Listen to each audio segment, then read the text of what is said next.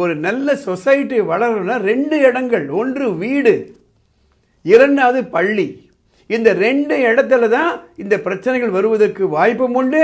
இந்த 2 இடத்துல தான் இந்த பிரச்சனைக்கு தீர்வுக்கும் வாய்ப்பு உண்டு.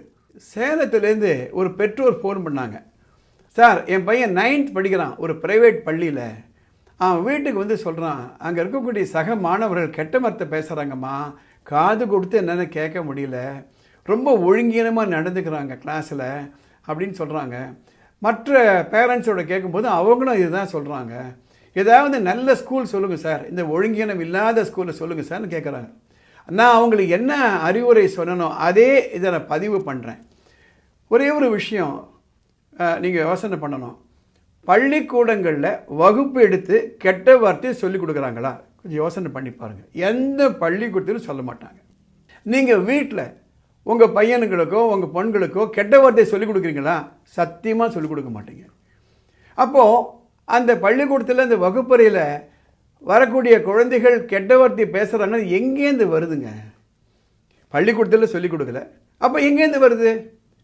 ஒன்று அந்தந்த ஸ்டூடெண்ட் வீட்டில் அவங்க பெரியவங்க அந்த கெட்ட வார்த்தையை பேசலாம், அதனால் அது காதில் வாங்கிட்டு ஸ்கூலுக்கு வரலாம்.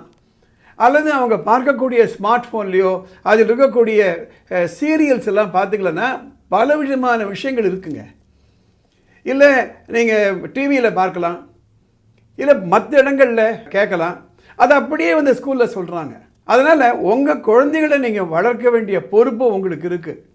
இந்த நிலையிலிருந்து நம்ம மாறணும்னா 2 பேர்கள் கோஆபரேஷன் தேவை. ஒன்று, நீங்கள் உங்கள் குழந்தைகளை நல்ல வார்த்தைகளை சொல்லி சொல்லி சொல்லி வளர்க்கணும். இரண்டாவது, பள்ளிக்கூடத்தில் வகுப்பறையில் டீச்சர்கள் இருக்காங்கன்னா அவங்க கண்ட்ரோல் எடுத்துக்கிடணும். பேரண்ட்ஸ் போய் சொல்கிறாங்கன்னா பள்ளிக்கூடத்தில் தினம் ஒரு 5 நிமிஷம் 10 நிமிஷம் ஏதாவது சந்தர்ப்பத்தில் குழந்தைகளுக்கு அறிவுரை சொல்லணும். இது நல்ல வார்த்தை, இது கெட்ட வார்த்தை. நம்ம இன்றைக்கி பள்ளிக்கூடத்தில் சொல்லிக் கொடுக்குறாங்களா இல்லையா, குட் டச் பேட் டச்சுன்னுட்டு அதை சொல்லிக் கொடுக்கணும்.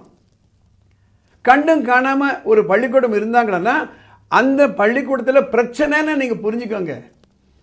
வகுப்பாசிரியருக்கு தெரியாமல் இதெல்லாம் நடக்காது.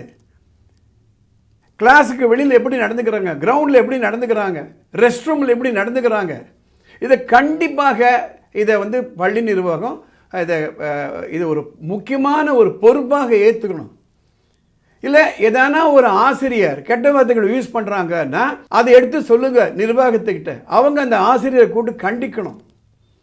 அப்படி இல்லைன்னா இது தொடர்கதையாக போய் கொண்டு தான் இருக்கும்.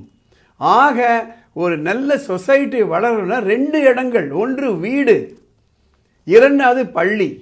இந்த 2 இடத்துல தான் இந்த பிரச்சனைகள் வருவதற்கு வாய்ப்பும் உண்டு. இந்த 2 இடத்துல தான் இந்த பிரச்சனைக்கு தீர்வுக்கும் வாய்ப்பு உண்டு. அதற்காகத்தான் இந்த பதிவு போடுறேன். இந்த பதிவை நீங்கள் பார்த்துக்கிட்டே இருக்கும்பொழுது கமெண்ட் பாக்ஸில் போய் கமெண்ட் போடுங்க.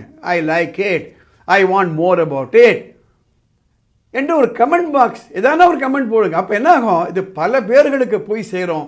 உங்களைப் போலவே ஆர்வமுள்ள மக்களுக்கு இந்த தகவல் போகணுன்றதுனால தான் வானமே எல்லை அறக்கட்டளை சார்பாக இதெல்லாம் நான் போட்டுட்டு வரேன். இந்த தகவல் உங்கள் மற்ற நண்பர்களுக்கு பயனுள்ளதாக இருக்கும் நீங்கள் நினச்சிங்களன்னா உடனே இதை ஷேர் பண்ணுங்கள், லைக் பண்ணுங்கள். படிப்பு பற்றி உங்களுக்கு ஏதாவது சந்தேகமோ குழப்பங்களோ இருந்ததுன்னா ஒரு டெக்ஸ்ட் மெசேஜோ வாய்ஸ் மெசேஜோ போடுங்க. அதை பார்த்துட்டு அடுத்த எபிசோடில் இதை கவர் பண்ணுறேன். இந்த சேனலுக்கு நீங்கள் சப்ஸ்கிரைப் பண்ணுங்கள். அடுத்த எபிசோடில் பார்க்கலாம்.